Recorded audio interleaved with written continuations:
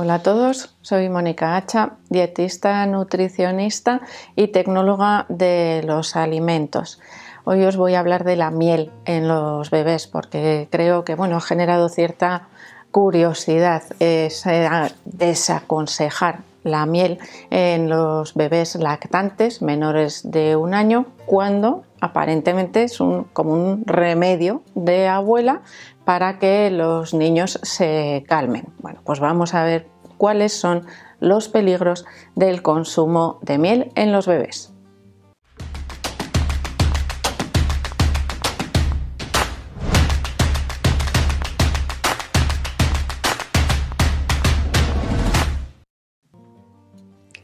La miel es un alimento que tradicionalmente ha tenido muy buena fama por ser un alimento natural, saludable, con un sabor dulce, muy apetecible y muy agradable.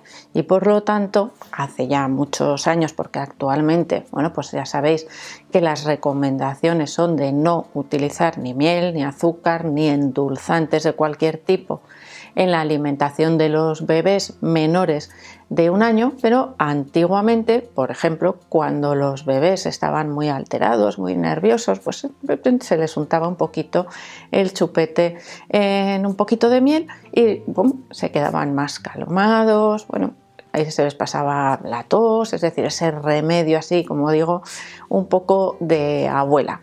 Pero realmente la miel tiene riesgos. No es que sean muy frecuentes, pero cuando pasan son graves. Por lo tanto, debemos tratar de evitar el consumo de miel en los bebés menores de 1 año. ¿Por qué se ha establecido esa edad? Pues porque se ha visto que en ese periodo de edad es cuando existe mayor riesgo de desarrollo de una enfermedad llamada botulismo, que es una enfermedad generalmente, igual os suena, asociada al consumo de conservas vegetales. Conservas vegetales que no se esterilizan adecuadamente y que pueden contener toxina botulínica. Este caso es totalmente diferente. En este caso, la miel puede contener esporas de ese microorganismo, pero no contiene directamente la toxina. ¿Qué ocurre? El microorganismo se llama Clostridium botulinum, por si lo habéis escuchado en algún sitio asociado, como os digo, al consumo especialmente de conservas vegetales caseras. Siempre hay algún caso a lo largo del año que suele aparecer frecuentemente en prensa. Pero vamos con la miel. Esas esporas, ¿qué es?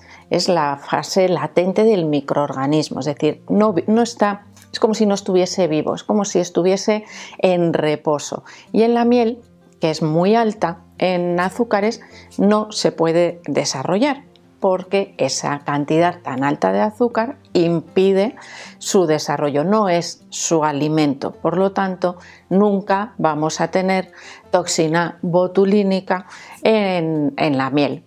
Por lo tanto, si un adulto consume una miel contaminada con esporas, nuestro sistema inmune lo que hace es neutralizar esas esporas cuando las ingerimos. Esas esporas en el cuerpo de un bebé pequeño que no tiene el sistema inmunitario totalmente desarrollado se pueden instalar.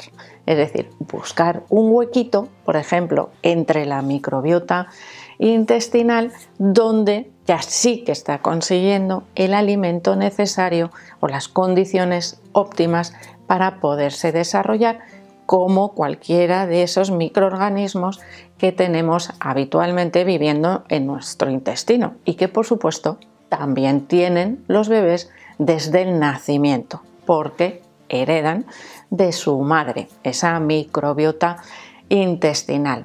Así que si en el hipotético caso, que primero tendríamos que ir sumando muchos factores. Primero, tienen que estar esas esporas.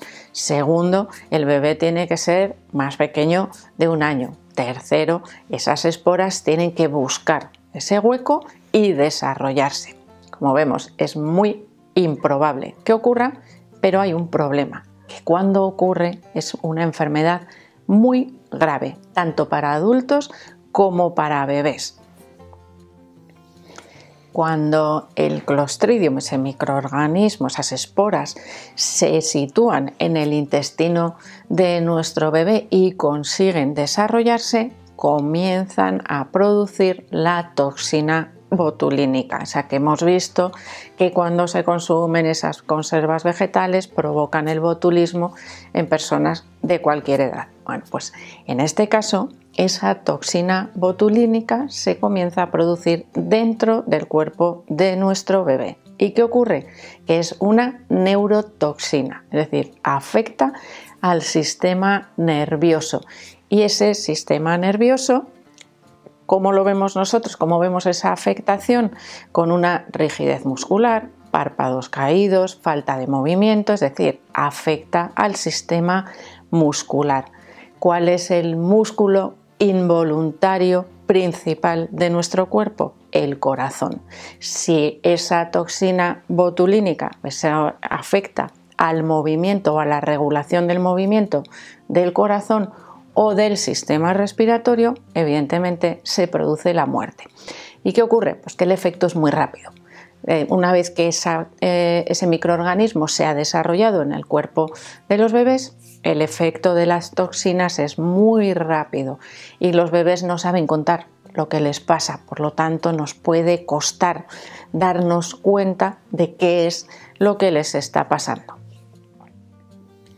¿Y qué ocurre, por ejemplo, con los cereales comerciales que se preparan también con miel? Esas cajitas de cereales industriales que pone cereales con miel, recomendados a partir de los 6 meses. Bueno, pues yo os recomiendo que tratéis de evitarlos al menos hasta el año. Bueno, siempre se suele tratar de evitar cualquier cereal industrial que contenga exceso de azúcares para evitar esa adaptación a un paladar dulce que a futuro nos va a complicar un poco, bueno, pues la introducción de una variedad más grande de verduras o de otros sabores. En este caso, podríamos decir que los cereales por sí mismos, los cereales con miel, no presentan riesgo de crecimiento de esas esporas porque se encuentran en formato polvo, es decir, no contienen agua. Cuando no existe agua, los microorganismos tampoco pueden desarrollarse y además están tratados por calor para conseguir, bueno, pues ese polvo, es decir, la miel no está en formato allí pegajoso como cuando la sacamos del bote, sino que está en otro formato, bueno, mezclado con todo ese polvo de los cereales. Es muy raro que existan esporas en los cereales con miel, pero no es imposible porque el tratamiento por calor debe ser muy largo para eliminar todo el 100% de esas esporas de Clostridium botulinum.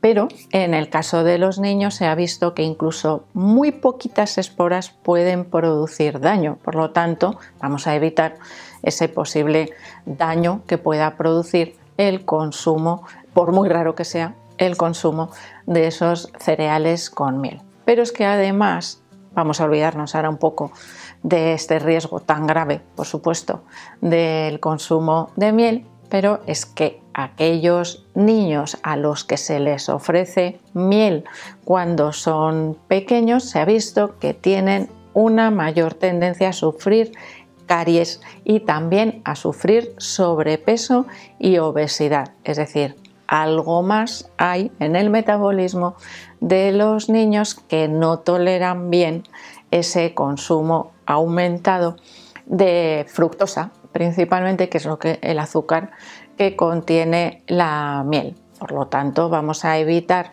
cualquier tipo de riesgo asociado a su consumo, incluido el riesgo de caries, ya que esos dientes en esa época antes del año es cuando están saliendo esos primeros dientes de leche. Las caries en los dientes de leche, que sepáis, no afectan solamente a ese diente, sino que pueden estar afectando también al diente que crece debajo, que a veces pensamos no pasa nada, es un diente de leche, se le va a caer, ya, pero debajo está creciendo otro diente que se puede ver afectado por la caries del diente de leche. Así que si tratamos de evitarlos, todavía mejor. Cuando compramos las mieles en el supermercado, generalmente están tratadas por calor para evitar también cualquier posible riesgo. Pero algunas veces también compramos mieles de mejor calidad, más artesanas, que igual no están tratadas o no reciben ese tratamiento por calor, y que nosotros tengamos en casa para nuestro consumo propio en esas mieles, bueno, pues no implica que debamos ofrecérselas a los bebés menores de 1 año, porque tenemos que tener siempre presente ese posible riesgo que existe de que contengan alguna espora del Clostridium botulinum, que produce el botulismo en los menores. A nosotros no nos va a producir ningún daño, por lo tanto no vamos a obviar el riesgo poco probable pero muy grave del consumo